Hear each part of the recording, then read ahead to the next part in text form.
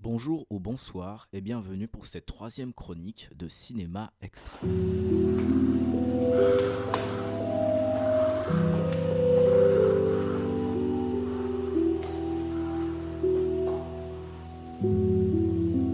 Au sortir de ma chronique sur Aftermath de Nacho Cerda, j'étais un peu dans l'embarras en me disant de quoi vraiment je vais parler.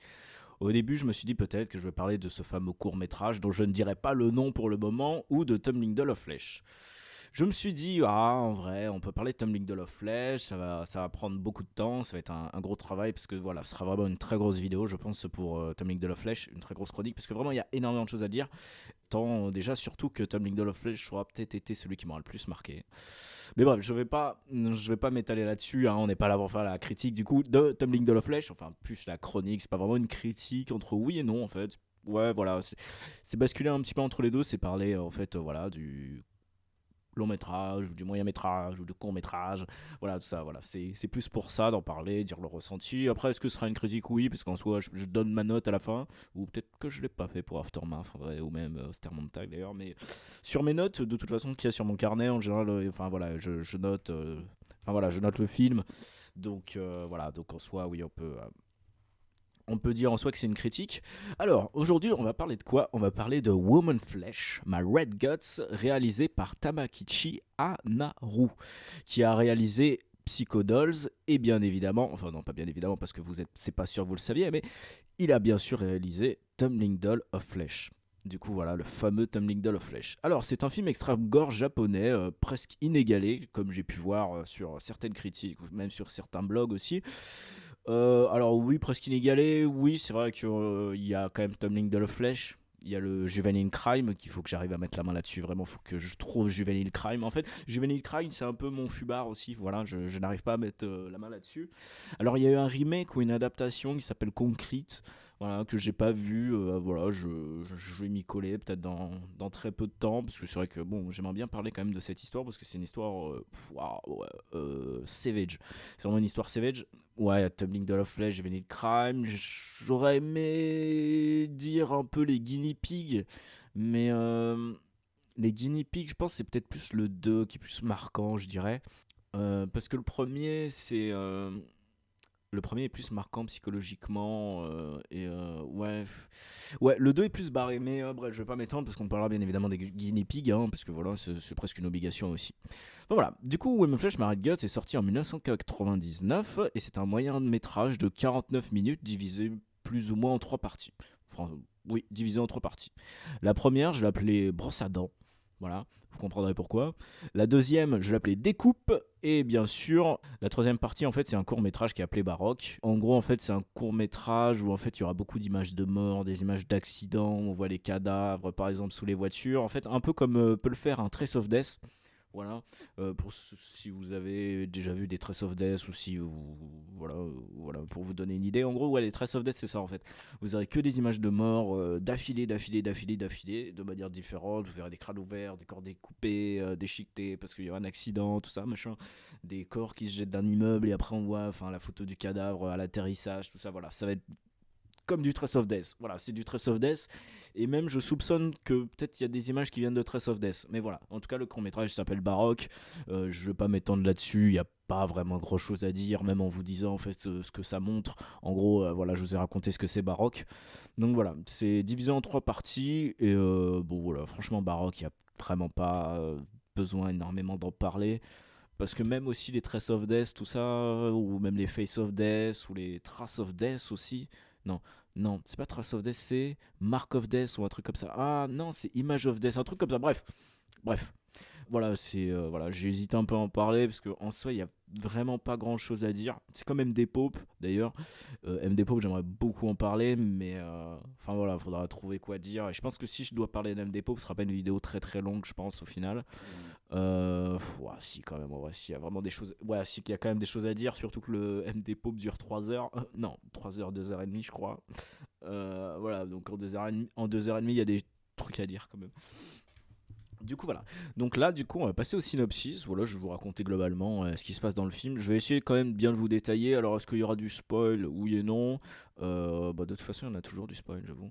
Mais Enfin voilà, je vous parlais globalement de ça. Voilà, je vous racontais l'histoire, ce qui s'y passe, et puis comme ça, si vous avez envie de le voir, si vous êtes un petit peu attiré par ce moyen métrage, ou si par exemple vous voulez quelqu'un qui donne son avis aussi là-dessus, après l'avoir vu, que vous savez pas trop quoi en penser, voilà, au moins je vous fais cette vidéo pour ça. Voilà. Du coup là, on s'attaque au synopsis. Le film commence sur une photo de cadavre comme une scène de crime, les taches de sang sur le mur, etc., les preuves, le sang au sol, qui instaure déjà un sentiment de malaise. Aucun son, juste le son de l'appareil photo. Puis on se retrouvera dans une salle de bain où on voit une femme se regarder dans le miroir, plan qui sera suivi d'un flashback, et on comprend que la femme précédemment montrée, qui servira du coup de protagoniste, a subi une rupture amoureuse en lui reprochant de ne pas être assez bien pour lui. On sent la protagoniste dans un trouble mental et se met à admirer sa brosse à dents et se met à la sucer, comme un signe de frustration sexuelle. C'est que mon interprétation. Puis s'insère la brosse à dents dans sa partie intime et le fait avec violence jusqu'au sang proche de l'hémorragie. Et on sent que le but est vraiment de se faire du mal. La protagoniste ensuite se mordra les doigts, sans jeu de mots, mais littéralement, et essaiera de s'étouffer avec son sang, puis s'arrachera un doigt, le mangera et le recrachera. Le tout avec un regard vide et désespéré qui lui sera bien joué et bien ressenti. Puis elle essayera de s'étrangler avec une écharpe ou un linge. J'avoue que je sais pas trop ce que c'est, mais bref, elle essaiera de s'étrangler avec quelque chose. Et on comprend que les photos du début représentaient la protagoniste après sa mort. Maintenant, venons-en à la deuxième partie. On retrouve la protagoniste, pareil, la même, je suppose que c'est la même, et si c'est pas la même, vraiment, excusez-moi. On retrouve la protagoniste dans une pièce vide, un peu jaune, dégueulasse, mixée avec une lumière bleue, enfin voilà, c'est vraiment genre d'éclairage qu'on retrouve dans le genre, et se plantera une fourchette dans la cuisse dont on entendra le bruit un peu exagéré, bon pas comme Ostermontag, mais un peu plus comme Tumbling Doll of Flesh. Mais on en parlera, Tumbling Doll of Flesh, on en parlera. Puis ensuite prendra un couteau et se coupera le poignet au niveau des veines, suivi de gros plans où on veut tout montrer. Et elle se plantera un couteau dans le ventre et l'ouvrira à l'aide de celui-ci, et elle fera sortir ses organes et les mangera après lors de très très longs plans. Vraiment la scène elle doit durer au moins 4 minutes où elle mange ses organes avec tout le sang qui ressort et tout, et quelque chose de visqueux après qui ressort, atroce. Très long plan. C'est complètement barré et elle finira par se couper la langue et tentera de s'étouffer encore avec son sang et elle s'achèvera en se plantant le couteau dans le crâne. Et bien sûr, le moyen métrage finira plus ou moins là-dessus, car en fait après, du coup, ce sera baroque, du coup le fameux court métrage, voilà, des images de mort et tout, mais enfin voilà, je ne vais pas trop en parler. Alors, venons-en à la conclusion. Pourquoi Pourquoi j'ai parlé de Woman Fish Married Guts? C'est que tout simplement, fouillant mes carnets, voilà, mes carnets de dessin, mes carnets tout ça, mes carnets où je note tout, j'avais noté en gros, avant de parler de Tom Lingle of Flesh, il faut parler de Woman Flesh Married Guts. Du coup, je me suis dit, ouais, en vrai, on va en parler. J'ai regardé le film la veille. Voilà, la veille, enfin, je l'avais déjà vu avant, mais je me suis dit, ouais, je vais regarder le film la veille, comme ça je ferai une réaction plus ou moins chaud. Ce qu'il faut savoir, c'est que quand j'ai regardé le film, j'étais sous soirée. Enfin, sous soirée, pas vraiment, mais enfin voilà, j'ai regardé ça tout ça. Mais bref, je veux pas m'étendre. Bref, j'étais voilà, dans un état. Voilà. Du coup, je me suis dit, il vaut mieux pas que je commence à enregistrer. Après avoir vu le film, j'ai direct fait l'écriture et je me suis dit, bon, je vais pas m'enregistrer, je vais essayer d'être un peu, peut-être plus à froid en vrai. Pourquoi? Surtout, je me suis dit, il faut que je parle de Wall of Flesh Married Guts avant Tumbling Doll of Flesh. C'est déjà c'est le même réalisateur. Et surtout, disons que c'est pas une version soft, mais c'est une version un peu moins longue que Tumbling Doll of Flesh. Le film, enfin le moyen métrage, est complètement barré comme Tumbling Doll of Flesh. En fait, pour moi, c'est un peu plus une préparation à Tumbling Doll of Flesh. Euh, c'est que, ouais, enfin, il faudrait que je trouve un raccourci de Tumbling Doll of Flesh. Je vais l'appeler quand même Tumbling Doll of Flesh, mais. Et puis c'est bien à dire, c'est stylé avec la langue Tumbling Doll of Flesh. Enfin voilà, je trouve c'est stylé. Bref, passons. Mais en gros, ouais, c'est une préparation, Tumbling Doll of Flesh, et il y a la même violence. En fait, on sent vraiment que c'est le même réalisateur. C'est complètement barré. C'est du gore, vraiment à te. Ça clignote, c'est un panneau lumineux qui clignote et tout, et tu peux pas faire semblant de pas le voir, tu vois, à part détourner le regard. Par exemple, genre, si je peux faire un type de comparaison, Ostermontag ou même d'autres, hein, par exemple, je peux parler de Serbian Film, par exemple, on aura des scènes de découpe où ce sera vraiment en gros plan, et ça laisse. Enfin, on se doute que c'est faux, voilà, ça laisse quand même libre un peu à ça laisse l'imagination un peu tourner aussi. Par exemple, ça se trouve, c'est juste, je sais pas, de la pâte à sel avec la partie rouge à l'intérieur, je sais pas, j'ai imaginé des trucs comme ça. Et en fait, voilà, ça va être de l'interprétation. Mais là, en fait, toutes les scènes de découpe, toutes les scènes de violence, en fait, ça va être pas forcément en gros plan, ça va être suivi d'un plan relativement large. Et ce qui fait qu'en fait, on va voir la victime se faire du mal, et au final, ça devient tellement réaliste qu'en fait, on se demande si c'est pas vrai. Pour la petite anecdote, quand je me suis renseigné aussi un peu sur le film pour pouvoir en parler, j'ai essayé de trouver le nom de l'actrice. Introuvable. Introuvable. Voilà, introuvable. J'ai pas trouvé. J'ai juste eu le nom du réalisateur. J'ai pas trouvé l'actrice. Et anecdote aussi pas intéressante ou même amusante, non, pas vraiment. C'est pour Tom Lindelof of Flesh. Genre, l'actrice a fait 2 films, dont Tom Lindelof of Flesh, et Tom Lindelof of Flesh était le dernier. Et du coup, en fait, on sait pas vraiment qui c'est l'actrice. Donc, bon, j'imagine que ça doit être un pseudonyme et tout, machin, et que la meuf aujourd'hui doit être en vie. Alors après, quoique, j'avoue que, vu l'année où c'est sorti, ouais, si, peut-être ouais, qu'elle soit encore en vie, mais doit être un peu vieille. Mais enfin, bref, voilà, y a pas d'interview de ça, y a rien. Donc, c'est vrai que pour trouver des histoires, à peu près, pour trouver des histoires sur ces films, en fait, c'est assez compliqué. Donc voilà, donc ouais, il y a beaucoup ce mythe, et c'est ce mythe aussi que j'ai beaucoup aimé avec Tom Lindelof Flesh, c'est qu'on ne sait pas en fait, on ne sait pas vraiment si c'est vrai, on ne sait pas vraiment si c'est faux, parce que ça a l'air tellement réaliste, c'est tellement réaliste qu'en vrai, c'en est perturbant. Après, est-ce que j'ai des choses à reprocher? Des fois ça traîne un peu en longueur. Je dis pas que ça traîne un peu en longueur, mais les plans de 4 minutes où la meuf bouffe ses organes, où t'as les trucs qui ressortent, c'est un peu chiant. Au bout d'un moment, c'est bon, on a compris. La violence, elle est omniprésente. Omniprésente. Le film te laisse aucun répit en fait. Voilà, le seul répit en fait qu'on a dans ce moyen métrage, je vais dire film, mais bon c'est pas grave. Le seul répit qu'on a dans le moyen métrage, c'est qu'en gros on a les seuls moments de répit, c'est là où on explique la rupture que la meuf a subie et qu'elle se fait du mal à cause de ça. C'est les seuls moments où on a du répit. C'est vraiment les seuls moments. Et sinon, le reste, c'est juste de la sauvagerie, de la boucherie. Ça part dans tous les sens. C'est barré du début jusqu'à la fin. Et c'est pas du barré, soyons clairs. C'est pas du barré, genre en sens, ça gicle de tous les côtés. Ou par exemple, je sais pas, un Branded, un Tokyo Gore Police, ou des trucs comme ça. Non, pas du tout. On n'est pas du tout là-dessus.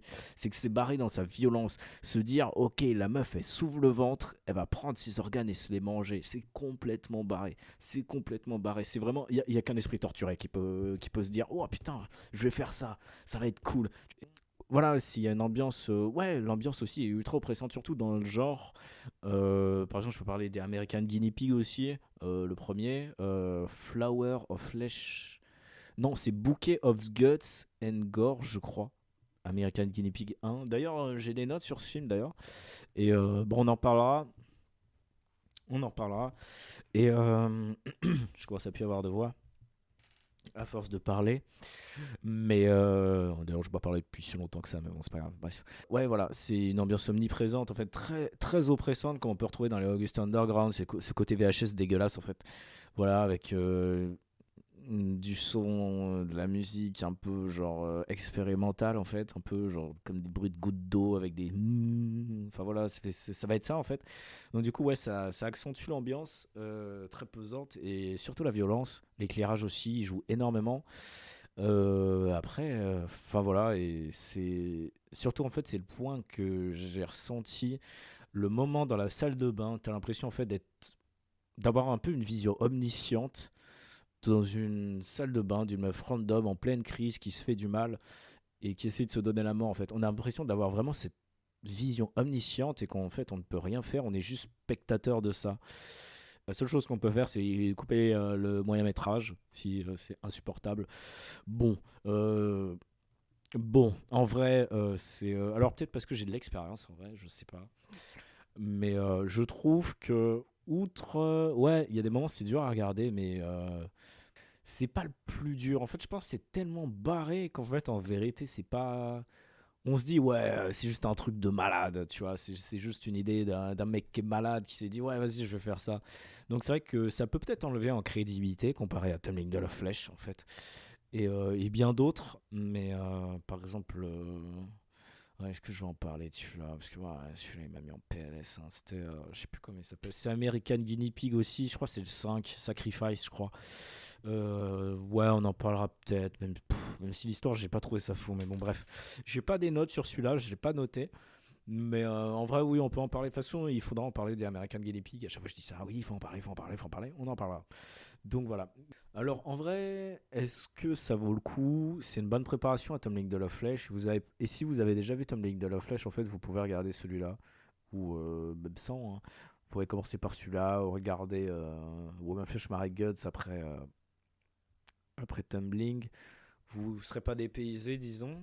Et après, c'est plus court, c'est peut-être plus supportable qu'un Tumbling de la Flèche, même si je l'en parlerai à la critique de Tumbling de la Flèche. Mais même si, voilà, il faut savoir que Tumbling de la Flèche, il y a un peu plus en deux parties aussi. Mais même si ça reste la même trame narrative, c'est le même cadre et tout. Mais voilà, je dirais qu'il est plus ou moins segmenté en deux parties. Après, je sais pas si j'ai d'autres points que j'aimerais soulever. Non, pas vraiment. Les photos, ça fait office de trame narrative. La deuxième partie, je sais pas trop ce qu'elle fait là, à vrai dire. Je sais pas. Je pense que c'est la même actrice, c'est vraiment, je suis désolé, hein, je suis désolé. Alors, vraiment, soyons clairs, un trigger warning sur ce que je vais dire, hein, soyons clairs. Bon, elle se ressemble un peu, voilà, c'est vraiment pas, voilà, c'est vraiment, y a aucune arrière-pensée malsaine ou méchante derrière, ou même raciste, je sais pas, mais vraiment, elle se ressemble beaucoup. Donc, pour moi, je pense que c'est les mêmes, tu vois, donc voilà. Mais, genre, enfin voilà, je dirais que c'est plus ça. La deuxième partie, je sais pas vraiment où elle va, je sais pas trop ce que c'est. C'est comme si, genre, en fait, c'est un peu court. Donc en gros, on va remettre une deuxième partie. Mais enfin voilà, la rupture aussi, pareil, elle est bien amenée. Il n'y a pas de. Voilà, on sent un peu la déception. C'est pas. Voilà, la rupture, c'est montré en noir et blanc. Et voilà, ça fait flashback. Pourquoi pas, si vous voulez. Voilà, je trouve que c'est un peu vu et revu. Ou même un peu daté. Mais bon, après, pour l'époque, c'était 1999. Alors, je veux pas dire de conneries, mais je crois que Tom Migdal of Flesh est sorti avant celui-là. Je veux pas dire de conneries, mais. Je crois que Tommy Doloflesh c'est 95, je crois, ou 97. Je veux pas dire de conneries, je veux pas regarder parce qu'après ça va, après je serai obligé de meubler le temps que je retrouve. Mais enfin voilà, bon, est-ce que je suis en train de meubler aussi peut-être, mais non en vrai j'ai pas de durée prédéfinie de durée de vidéo en fait, c'est vraiment au feeling, au freestyle quoi. Donc voilà, après, voilà, globalement, en vrai, si j'avais une note à lui donner, je lui donnerais 7 sur 10. C'est très bien, c'est très gore, c'est complètement barré, mais voilà, il se contente de ce qu'il veut faire, sans aller chercher très très très loin. Donc voilà, un 7 sur 10. Voilà, voilà, 7 sur 10, noté sans bavure. Voilà, sur mon carnet, j'ai noté pas grand chose à dire. Oui, il n'y a pas grand chose à dire, voilà. Ou même ce que j'ai à dire, je l'ai, je l'ai dit. Alors pour ceux qui seraient un peu sensibles pour les parties génitales, c'est japonais donc c'est flouté. Donc voilà, voilà pour ceux, voilà donc voilà pour ceux qui savent savent. Voilà, mais enfin voilà, il y a pas, voilà, il se contente de ce qu'il veut faire et puis sans aller au-delà. Voilà.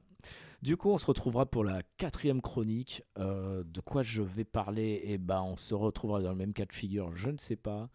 J'ai pas envie de parler de Atomic de Love Flesh maintenant, même si c'est vrai qu'on serait dans la continuité. Donc peut-être on parle Atomic de Love Flesh. Sinon, on parlera. Si c'est pas Atomic de Love Flesh, j'aimerais parler de Guinea Pig 2, qui est Flower of Flesh and Blood. Et ça, celui-là, c'est le vrai. C'est vraiment Flower of Flesh and Blood. Donc du coup, voilà. Je pense que ouais, le prochain, ouais, on sera sur Guinea Pig 2. Ouais, ouais, ouais. La prochaine chronique, ouais, on sera sur Guinea Pig 2. Voilà. Et après Guinea Pig 2, et bah, peut-être qu'on parlera de Atomic de la Flèche. Du coup, passez une bonne journée et une bonne soirée. Et on se retrouvera du coup pour la quatrième chronique de Cinéma Extrême. Ah oui, je l'ai pas faite sur les deux précédentes chroniques. Bon, je suis pas vraiment là pour ça, mais n'hésitez pas à mettre des likes, à vous abonner, tout ça, tout ça. Commentez si vous voulez. Après, bon, voilà, commentez si vous voulez. Voilà, si c'est pour faire un petit coucou ou donner votre avis sur le moyen métrage, le film, ou même sur les autres. Ce que vous en avez pensé, tout ça. Voilà, n'hésitez pas. Voilà, c'est pas parce que je fais ma critique que vous n'avez pas le droit d'avoir la vôtre. Franchement, on peut rentrer dans une discussion de fou, il n'y a vraiment aucun problème. Voilà, n'hésitez pas. En tout cas, voilà, passez une bonne journée, bonne soirée. Et on se retrouve dans. Je vais pas vous donner de date en vrai, mais voilà, on se retrouvera du coup pour la quatrième chronique.